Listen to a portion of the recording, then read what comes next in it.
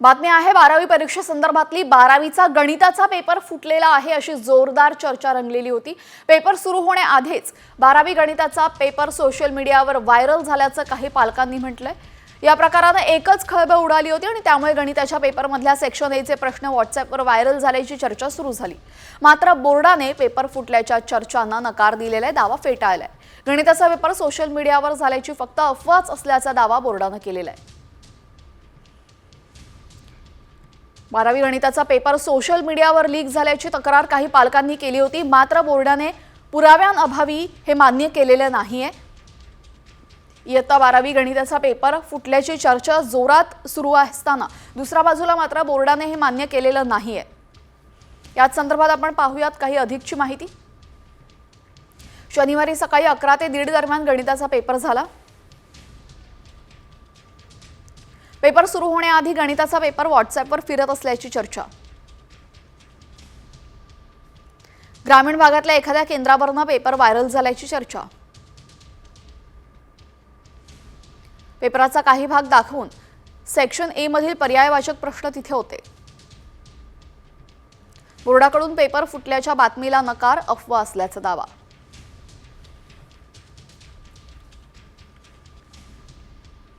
आणि आता यवतमाळमध्ये 10वीचा मराठीचा पेपर फोडणारा खरा सूत्रधार अखेर सापडलेला आहे। पुतणीला परीक्षा केंद्रावर सोडणाऱ्या काकानेच पेपर फोडल्याचं तपासात समोर आलंय।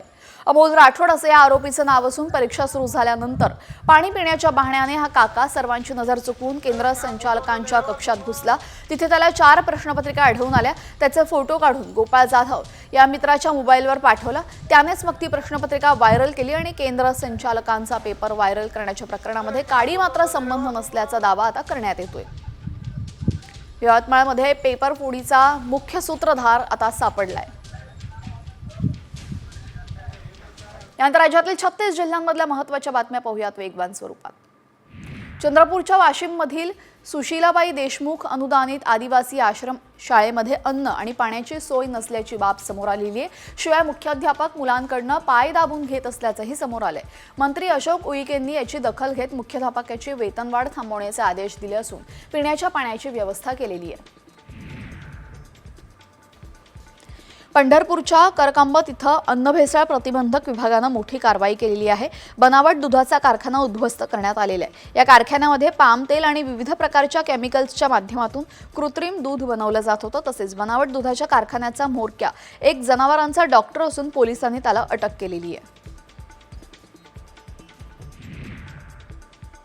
लातूरात मुख्यमंत्री युवा प्रशिक्षण योजनेतील प्रशिक्षणार्थी मोठ्या अडचणीत सापडलेले आहेत। योजनेतील प्रशिक्षणार्थ्यांचं 6 महिन्याच असलेला कालावधी आता संपत आलेला आहे। त्यामुळे तरुण पुन्हा एकदा बेरोजगार होणार आहेत। प्रशिक्षणार्थींनी योजनेतील कार्यकाळ वाढवून द्यावा आणि मानधनातही वाढ करावी अशी मागणी करण्यात आलेली आहे।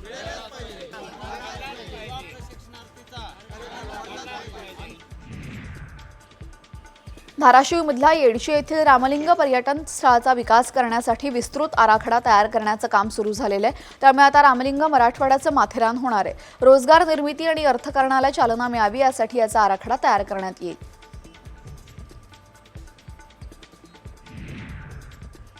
पुण्याच्या भोरमधील सावदरे गावाच्या शेतातल्या विहिरीमध्ये बिबट्या पडल्याची घटना घडलेली आहे। शेतकरी सकाळी शेतीला पाणी द्यायला गेला होता तेव्हा त्याचा बिबट्या पडल्याचं बघितलं। दरम्यान वन विभागाच्या रेस्क्यू टीमने बिबट्याला विहिरीतून बाहेर काढलंय।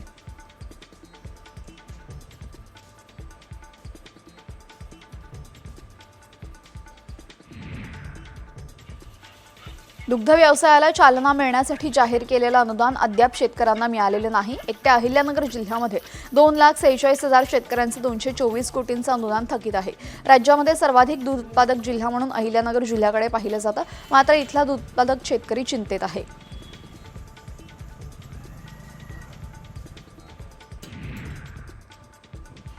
वाशिममध्ये सूर्यफूल पिकाचं उत्पादन घटलेलं आहे। यावेळेस मोजक्याच शेतकऱ्यांनी सूर्यफुलाची लागवड केल्याचं दिसून आलं। त्यामुळे इतर तेलाच्या तुलनेमध्ये सूर्यफूल तेलाच्या दरामध्ये वाढ होण्याची शक्यता आहे। तसंच शेतकरी हरभरा आणि चिया पिकाकडे वळल्याचं दिसतंय।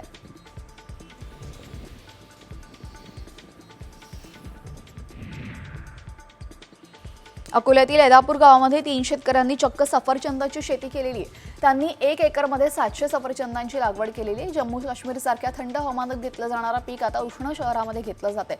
तसंच प्रत्येक झाडाला 20 ते 25 सफरचंद लागणार आहेत।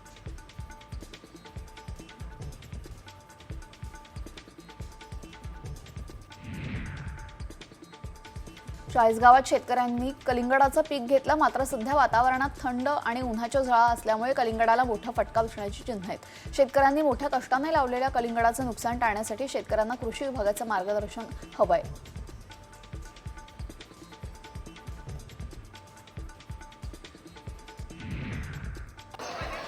अहिल्यानगरच्या भोसेमध्ये अशोक टेमकरांनी संत्रा बागेच्या शेतीतून चांगलंच उत्पन्न मिळवलेले। त्या संत्रा झाडांना 40 ते 60 किलो उत्पन्न मिळालेलं आहे। 2.5 एकरवर असलेली संत्रा बाग वर्षाला 10 लाख रुपयांचा निव्वळ नफा देते।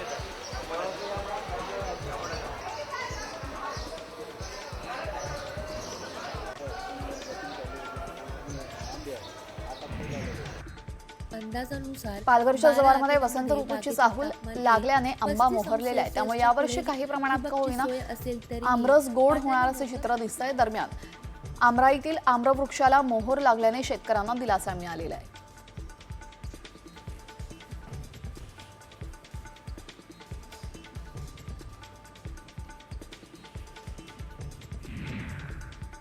बातमी हवामानासंदर्भातली। महाराष्ट्रातील कमाल तापमान हळूहळू 40 अंश सेल्सिअसचा पल्ला गाठू लागलेला आहे, तर किमान तापमानामध्ये सुद्धा वाढ होताना दिसते। दरम्यान रविवारी आणि सोमवारी मध्य महाराष्ट्र आणि मराठवाड्यामध्ये तुरळक ठिकाणी पावसाचा अंदाज वर्तवण्यात आला। येत्या 2 दिवसांमध्ये उर्वरित ठिकाणी कडाक्याचं ऊन आणि शुष्क वाऱ्यांमुळे तापमान वाढीचा अंदाज आहे।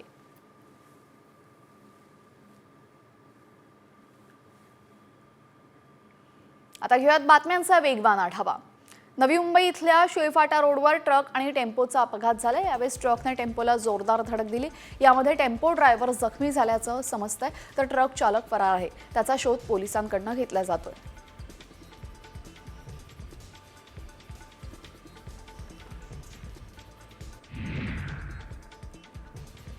वाशिमच्या मालेगाव तालुक्यामध्ये ट्रेलरने ट्रकला मागून धडक दिली। यामध्ये ट्रेलरचा चक्काचूर झाला, तर चालकही जखमी झालेला आहे। दरम्यान ट्रेलर चालकाला झोपेची डुलकी लागल्यानं हा अपघात झालाय।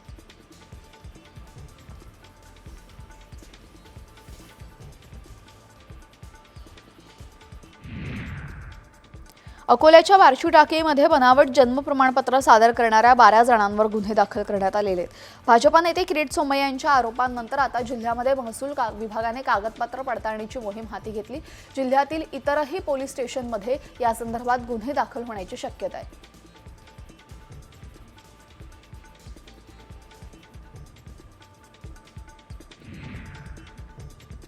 बारामतीत इंदापूरमधील न्हावी गावामध्ये अफूची शेती करण्यात आली। काही शेतकऱ्यांनी मक्याच्या पिकामध्ये ही शेती केली होती। या प्रकरणी पोलिसांनी 3 जणांना ताब्यात घेतलं असून त्यांच्याकडून 27 लाखांची अफूची झाडं जप्त करण्यात आलेली आहेत।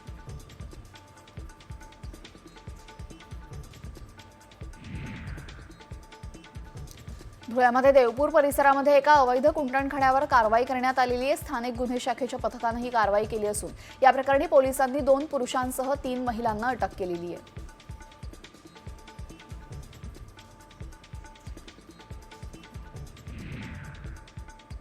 चंद्रपूरच्या प्रादेशिक परिवहनाच्या सहाय्यक मोटर निरीक्षक आणि खासगी कर्मचाऱ्याला 500 रुपयांची लाच घेताना रंगेहात पकडले।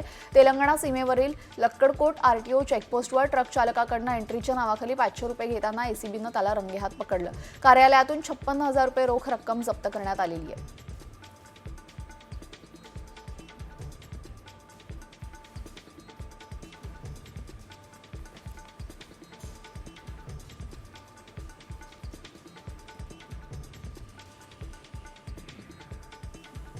कर्नाटकात जाणाऱ्या बसेसच्या फेऱ्या रद्द करण्यात आलेल्या आहेत। परिवहन मंत्री प्रताप सरनाईकांनी तसे आदेश दिलेले आहेत। प्रवासी आणि कर्मचाऱ्यांच्या सुरक्षिततेसाठी हा निर्णय घेण्यात आला असून कर्नाटकात महाराष्ट्रातील एसटी बस चालकाला काळं फासण्यात आलं होतं आणि त्या पार्श्वभूमीवर कोल्हापुरात आणि नाशकात निषेध व्यक्त करण्यात आलाय।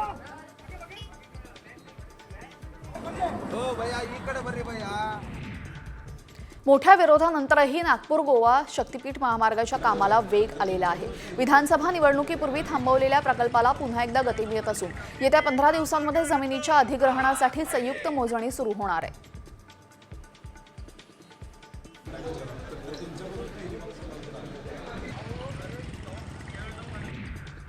कुंभमेळ्यामध्ये स्नान करत असलेल्या महिलांचे फोटो आणि व्हिडिओ रेकॉर्ड करणाऱ्याला अटक करण्यात आलेली आहे। अहमदाबाद पोलिसांनी आरोपीला सांगलीच्या शिराळ्यातून अटक केलेली आहे। प्राज राजेंद्र पाटील असं या संशयिताचं नाव असून पोलीस पुढील तपास करत आहेत।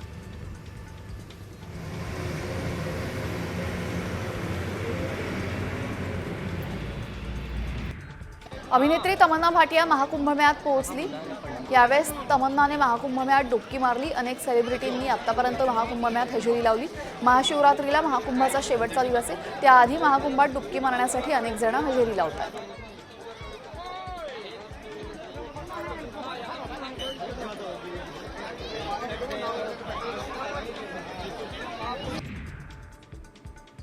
सोलापूरच्या माढ्यातील आमसभेमध्ये एका महिलेने आमदार अभिजित पाटील यांच्या समोरच तहसीलदारांना रस्ता केस संदर्भात झापलेले। त्यानंतर आमदार अभिजित पाटलांनी देखील तहसीलदारासह भूमी अभिलेख अधिकाऱ्यांची जोरदार फडपट्टी काढून कारवाईचा इशारा दिला। याशिवाय कामं गतीने करण्याचे आदेशही अभिजित पाटलांनी दिलेत।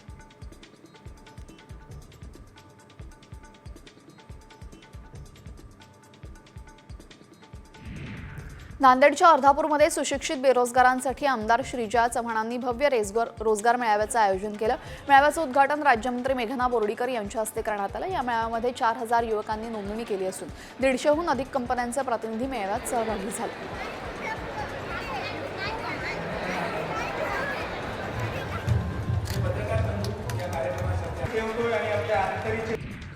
राज्यातील शाळांचे शैक्षणिक वर्ष 1 एप्रिलपासून सुरू करण्याच्या निर्णयाची अंमलबजावणी यंदापासूनच करण्यासाठी शिक्षण विभाग प्रयत्नशील आहे। या निर्णयाबाबत शाळांमध्ये कुठलाही संभ्रम नाही अशी माहिती शालेय शिक्षण राज्यमंत्री पंकज भोयर यांनी पुण्यामध्ये दिली आहे।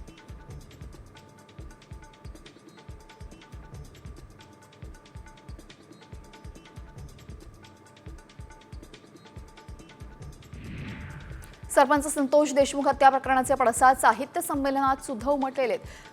अशामध्ये मराठवाड्यातील ठरावावरून महामंडळाच्या बैठकीमध्ये खडाजंगी झाली। सोमनाथ सूर्यवंशींचा मृत्यू, बीड सरपंच हत्या प्रकरण यासोबतच मंत्री धनंजय मुंडे यांच्यावर होत असलेल्या भ्रष्टाचाराच्या आरोपांचे पडसाद दिल्लीतील साहित्य संमेलनात उमटलेत।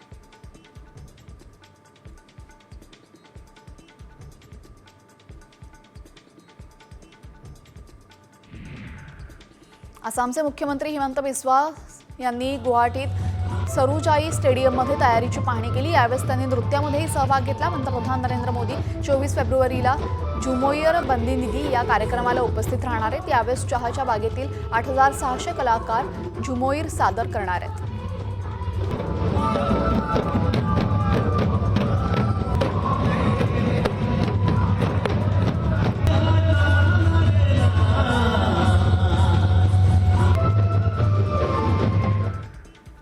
कर्नाटकात जाणाऱ्या एसटीच्या फेऱ्या आता रद्द करण्यात आल्या असून परिवहन मंत्री प्रताप सरनाईकांनी असे आदेश काढलेत।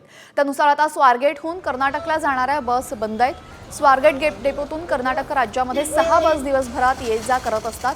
दरम्यान काल झालेल्या प्रकारामुळे आता ही सेवा बंद करण्यात आलेली आहे। याचाच आढावा घेतला आमचे प्रतिनिधी सचिन जाधव यांनी। पाहूयात।